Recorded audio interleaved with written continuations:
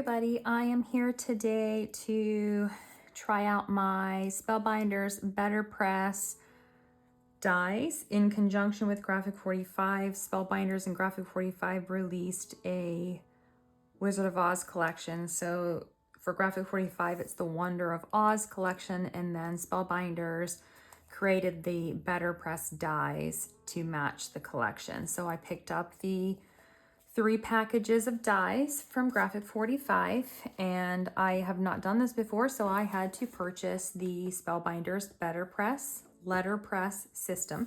So it comes with all of this here, and I'm going to go through it, and then I'm going to try this out. I've never used it before, and I'm really excited to see how this works.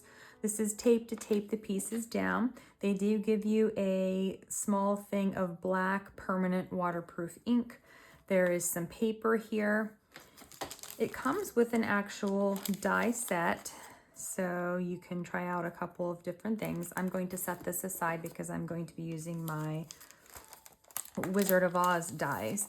It also comes with these 3 shims, so basically you can make sure that this is thick enough to really emboss that image and stamp it into the paper. This is the actual platform itself. It is magnetized. There is actually paper, I think, on here, or plastic on here to protect it. So go ahead and remove that. And then there's a grid on here, and it lines up with the grid on here, so you know where to place your papers. And then this pulls up. This is where those shims go. If you are using a thicker paper, I had to read about why you had shims.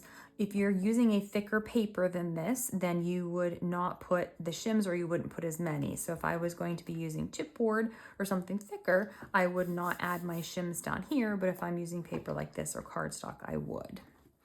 Then once things are on, this goes in here, and then this gets run through the manual die cutting machine.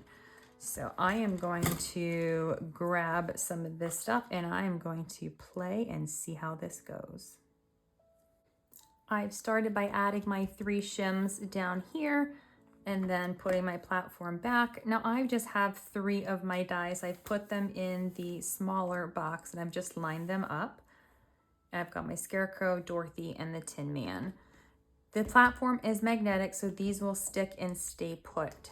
Now for the next part, what we need to do is make sure that this doesn't slip and stays in place. So I'm going to put it on to the platform first and then use my tape to tape this into place.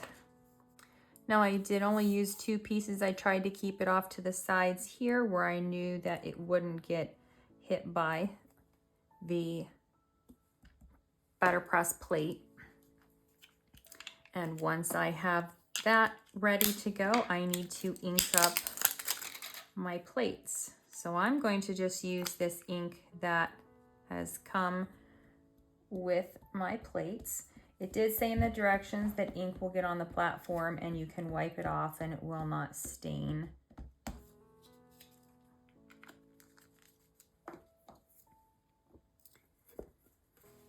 Once I have my plates stamped, I'm going to take this with the card facing down and I'm going to place this on it, and now I'm going to run this through my die cutting machine, so I will be right back once I do that.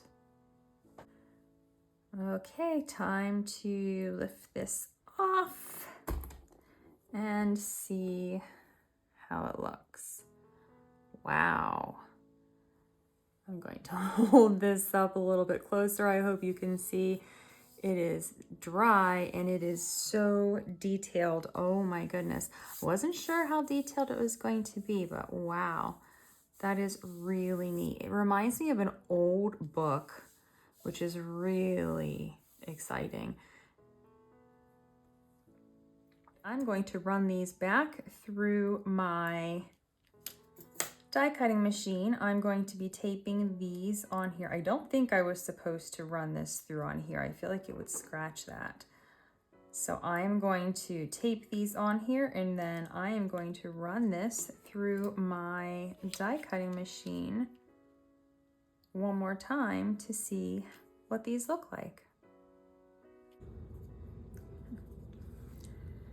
Now here are these pieces. After I've cut them, the dies cut really well. I am so impressed by this. I think these are adorable. Very exciting. Okay, so for the rest of the video, once I design a project, I'm going to come back and do a tutorial using these on a project. So stay tuned. Now I have already painted these 4 pieces with my watercolor paints, but I am going to do a tutorial and show you. I'm going to redo Dorothy since she was a little different, and then I'm going to do a couple of the other characters and show you how I made these so that we can use them in another project. I have my 4 characters here. I'm going to start with Dorothy, then I'm going to do Glenda and then the Wicked Witch, and come back and do the Scarecrow if there's time. Now I'm not going to be talking throughout the entire video as I'm working, but I will give some pointers here and there. And I will probably speed up the video so that it's not quite as long as it's going to take. I have my watercolor paint. I keep a spray bottle of water on my desktop. I just sprayed the entire surface just to wet everything initially. I have a watercolor brush here. I just got this from Michael's and it was just the one that I liked, so pick whichever brush you like. And I have a cup of water here, and I have a napkin for changing colors. Now what I'm going to be doing is I take this sheet just because it's got all the characters on it, and I'm going to be trying to color match as closely as I possibly can to the colors in the paper. So I just have this sitting off to the side so that it doesn't get ruined. And how I like to do this is start with lighter colors and then moving into darker colors, just my preference, and also starting with just a little tiny bit of color and then adding additional layers of color as well. I'm going to move my cup over here, and I'm just going to add some water to this palette first. And since I'm going to be starting with Dorothy, I'm going to just have Dorothy by herself. And I'm going to pick up some of the pigment color here.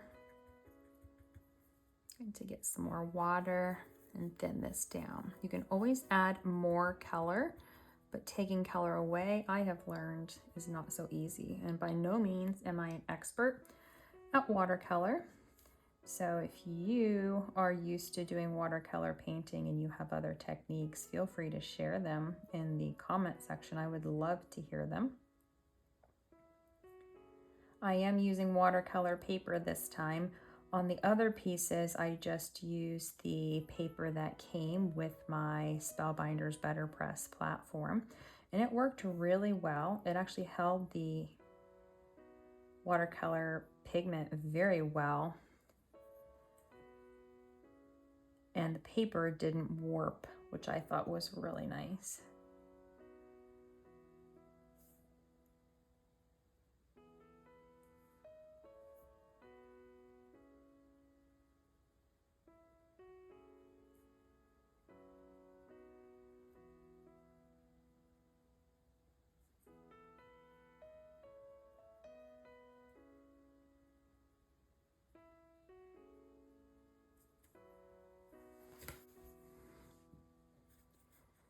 Now that I've got a little bit of color, I'm going to come back in here with my brush and get a little bit more of that color.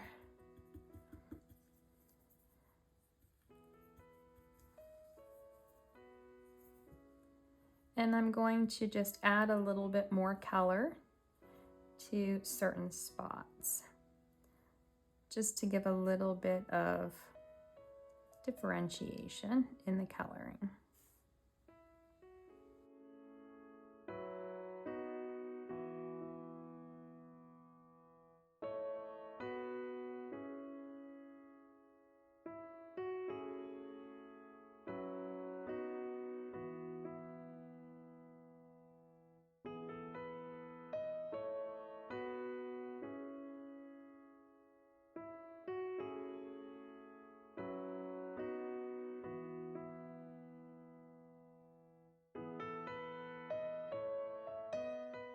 Next, I'm going to be working on her dress, so I'm going to bring this blue color in. I'm going to mix a little bit of this peach color into it. It's just going to lighten it a little bit.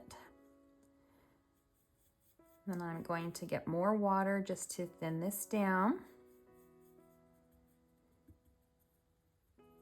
You can mix different colors of blue if you want. So if you want a different look to the blue, just add another color in there.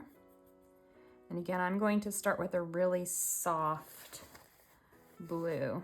So I'm just going to take a little tiny bit of this blue, and I'm going to be painting just her dress with the blue.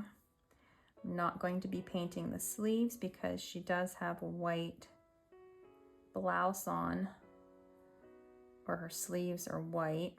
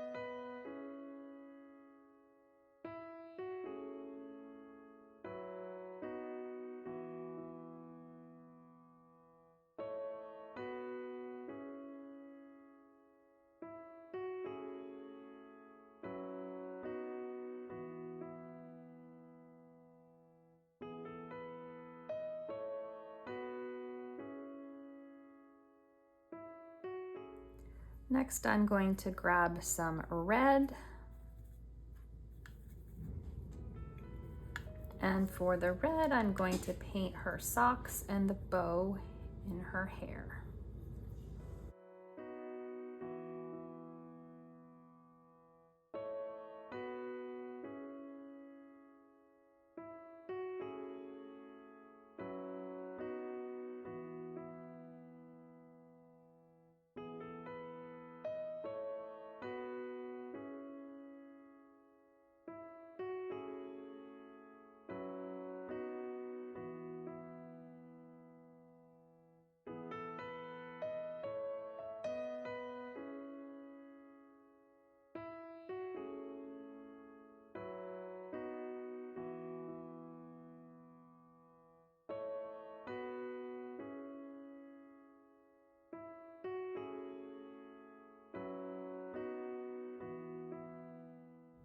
Once I have the red painted, I'm going to bring some brown in here for her hair.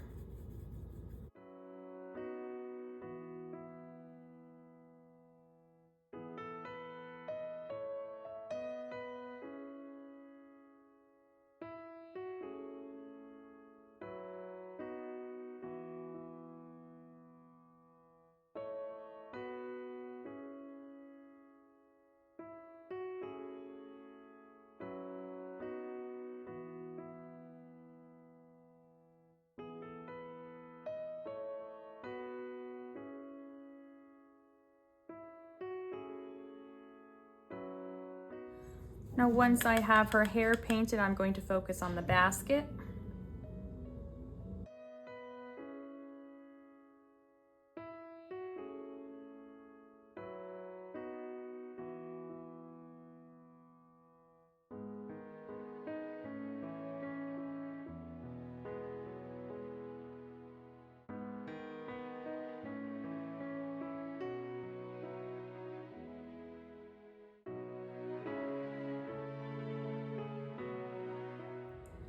Now the last thing that I'm going to paint is Toto's face and her shoes. So I have the black here that I'm going to thin down to a gray color. I'm going to try to make it pretty light overall.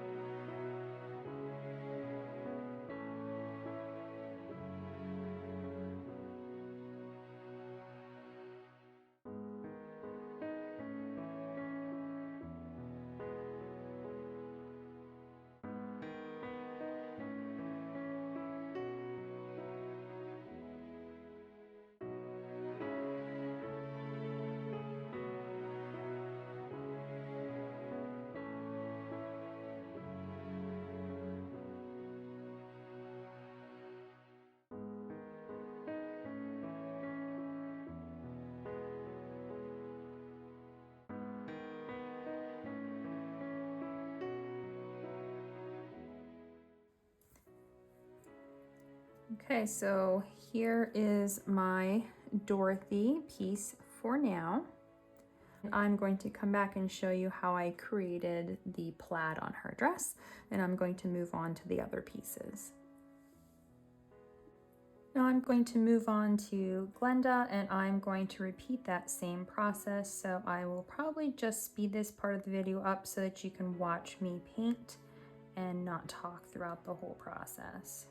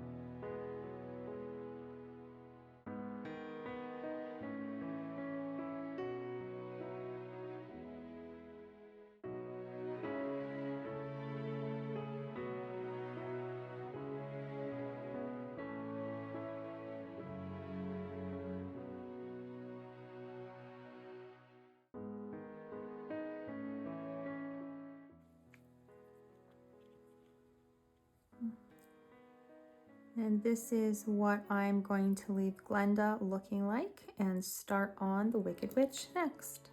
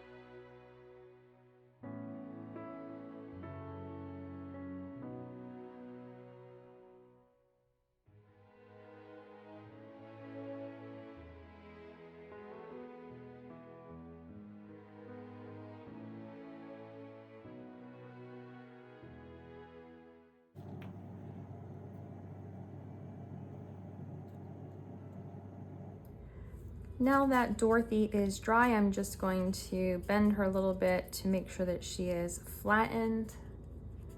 And then I'm going to take my Jelly Roll pen in white and I'm going to make her plaid dress. So all I did, I'm not being careful about it, is I'm just going here and making lines down her dress and then creating that grid or that plaid in the opposite direction. And I'm going to let this dry, and then I'm going to actually come back and do a second coat. That way it stands out a little bit more. So here is, hopefully you can see that first one, and then I'll come in with just a little bit of white and add a little bit of extra so that it does pick it up a little bit more. I'm going to show you a couple things that I made, and then I'm going to teach you how to make one of the projects. So this is going to be for a junk journal. It can either be a tuck spot or a belly band, and so I've just layered all of my little pieces up. Same thing with this one. It can be a tuck spot or a belly band on a page. Pretty simple. It can be a bookmark too. This one I think is adorable. So I have my scarecrow here with a paper clip. There are multiple layers here. So this would be, I'm gonna make it on the less busy side so you can see him better. So it would attach to a page just like this. I haven't decided if I'm going to adhere this piece down to him or if I want to just leave him plain. So what do you think? Should I attach the little sentiment to him or should I leave him how he is? I am going to show you how to make one of these. So I have my Dorothy image and then I have 3 more pieces. So I have just taken my Dorothy die and I just used regular cardstock and I have 3 pieces. I'm going to take 2 of my pieces and line them up and take my paper clip. These are the only size paper clips that I have. They're a little larger than I would normally use, but I don't have smaller ones, so I'm just going to make these work. Now I'm going to place my paper clip on just these 2, and then I'm just lining this up to see where it is, and I'm going to leave just a little bit sticking out from her head. Then what I'm going to do, I'm going to take my Dorothy image and apply my adhesive here to the entire back side, being very careful, making sure I don't miss anything because I need to sandwich the paper clip between each of these layers, so it needs to adhere very well.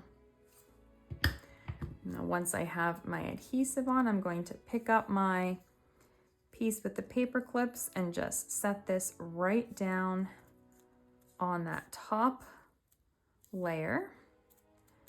And now I'm just going to continue to press these layers together until they are adhered and my paper clip is sandwiched between now the first layer with Dorothy colored and then that first white layer.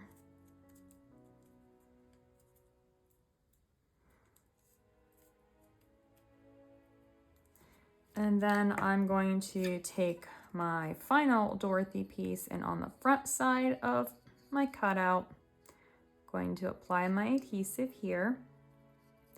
Again, making sure that everything has adhesive on it because we want these to stick together really well and hide that paper clip. Once I have that, I'm going to take my paper clip piece and just set this right on the back side. I'm going to turn this over and then just start to press these layers together. Being careful around my paper clip, pressing it together, making sure that everything meets up correctly.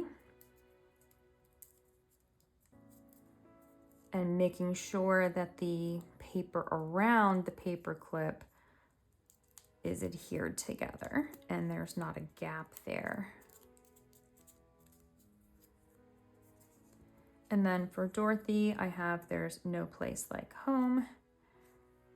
And again, just like with the Scarecrow, haven't decided if I'm going to add that or not. So I'm going to pull those layers apart so I can get the paper clip onto my page. And so there's that side. This is the back side. So if you're going to put this over a page, I would probably be using my decorative paper, but you could put this on the front of an envelope or something where you might not see it, so it won't be as big of a deal. So again, let me know what you think. Should I add the sentiment? Should I leave her as is? I could attach it to the bottom. I don't like the look of that. I think if I was to put it on her, I'd put it down here, probably like this.